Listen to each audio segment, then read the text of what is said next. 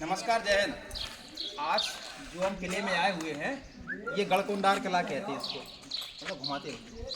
और जो गढ़कुंडार किले का इतिहास ये है कि इसका निर्माण 10वीं सदी में बनवाया था किन्होंने। यहाँ पे चंदेलों का शासन था, तो अनंत बर्मन के नाम करके एक व्यक्ति थे, उन्होंने इसका निर्माण करवाया था 10वीं सदी में। अब इसका निर्माण दिख रहा होगा ना, ये जो बना है ना, ये चूना पत्थर कहते हैं इसको चूना पत्थर हो। तो वो इस तरह देखो, यहाँ पे क्या है, ये पहाड़ी है, ये पत्थर था। अब इन्होंने पहाड़ी को क्या किया, काटा हुआ है। अब होता ये है कि चंदेल शासक जो थे, वो चूंकि यहाँ उनका शासन नहीं था, ये उनके राज्य के तहत आता था। उनका शासन था जो परमाली देव मतलब नाम करके थे, कहाँ पर, मध्य प्रदेश का पड़ता है खजुराहो वाली एरिया, समझे ना, वहाँ पर उनका शासन था। अब होता ये है कि पृथ्वीराज चौहान ने 12वीं सदी में बुंदेलखंड पे किया हमला। तो पृथ्वीराज चौहान के सेनापति थे राजा खेत सिंह। अब उन्होंने इस पे हमला किया, तो चंदेलों के जो शासन चल रहा था, इसका निर्माण चंदेलों ने किया था, तो उनका शासन खत्म हो गया और चौहान वंश यहाँ पे स्थापित हो गया। तो पृथ्वीराज चौहान के सेनापति थे राजा खेत सिंह, उनको खेत सिंह खंगार कहते थे। तो यहाँ पर चंदेल वंश खत्म हुआ और नया राजवंश स्थापित हुआ, खंगार राजवंश। तो खेत सिंह खंगार जो इनके सेनापति थे पृथ्वीराज चौहान। अब यहाँ पर ठीक है, उनका शासन आ गया, खंगार वंश का शासन आ गया, चलता रहा। अब उनमें से उनकी जो अंतिम पौत्र थे, अंतिम जो व्यक्ति थे, वो थे राजा मानसिंह। वो भी राजपूत मतलब बिलोंग करते थे, राजपूत का शासन रहा यहाँ पे। तो अब उनकी पुत्री थी बड़ी सुंदर, और उनकी पुत्री का नाम था, तो उस समय दिल्ली में जो शासन था ना, वो था किसका, मोहम्मद बिन तुगलक का। अब मोहम्मद बिन तुगलक को जब पता चला कि इनकी पुत्री कौन, राजा मानसिंह ये नहीं अकबर के नहीं, जो खंगार वंश के अंतिम शासक थे मानसिंह, उनकी बिटिया। जब अपन लोग वहाँ से आए थे ना, इनकी किए थे वो रोड था, वहाँ पर उनकी पुत्री का नाम स्टेज पे बनी हुई है। और जो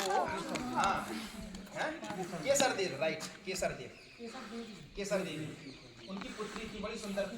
तो मोहम्मद बिन तुगलक ने इस पर हमला किया, तो उनसे जबरन शादी करनी चाहिए, समझे ना। सो उनने क्या किया, अब यहीं पर कहीं तो होगा कुंड मुंड, सो उन्होंने मतलब उस कुंड में अपना, वो तो राजपूतों की परंपरा ही थी, समझे ना। तो उन्होंने मतलब जौहर कर लिया। अब यहाँ पर फिर क्या हुआ कि जो खंगार वंश था ना, वो खत्म हो गया और मोहम्मद बिन तुगलक का शासन हो गया। अब इसके बाद काशी से आते हैं कौन, बुंदेला।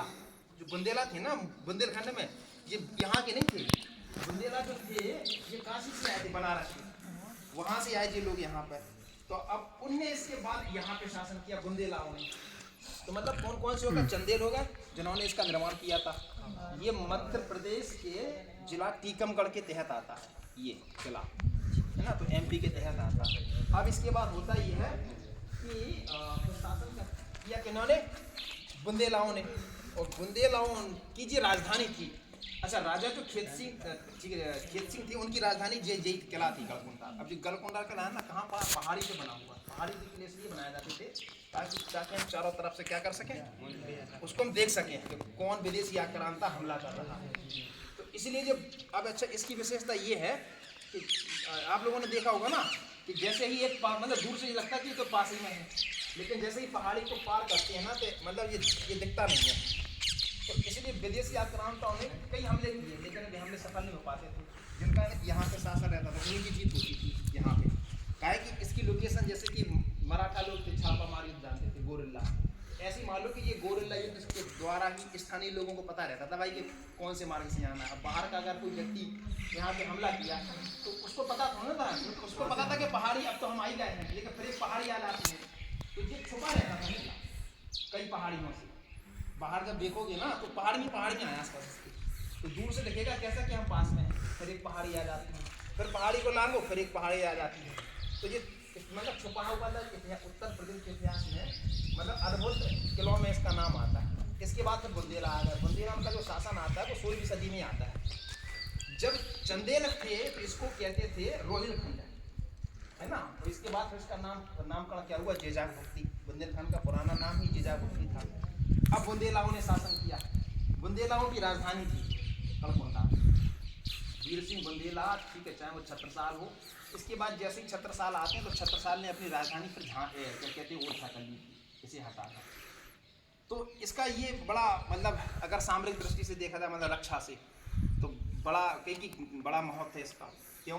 क्योंकि इसको अच्छा, इसमें और भी इतिहास में ऐसे हैं कि बताते हैं स्थानीय लोग कि यहाँ पे बारातों की बारात समाज लोगों का, क्योंकि एक बारात आई थी उसमें 70-75 लोग थे, तो उन्हें पता चला कि इस किले में बड़ा माल है, सोना चांदी हीरे जवाहर किले में होते ही है, क्योंकि राजा महाराजा विदेशी आक्रांत पर हमला किया, उन्हें गाड़ दिया, समझे ना।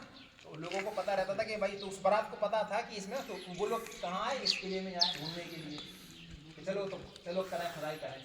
अब क्या विशेषता है इसके अंदर, तो वो पूरी बारात ही समाहित हो गई यहाँ पे इस किले में। ये जो किला है ना, ये 5 मंजिला किला है, और 5 मंजिल में जो 2 मंजिल हैं वे कहाँ है, कि नीचे हैं, भूखंड में नीचे। अपन जो आए हैं ना वो शायद लगभग 3री या 4थी मंजिल होगी, है ना, 3री मंजिल होगी। तो 5 मंजिला किला है ये, 2 मंजिल नीचे हैं, है ना।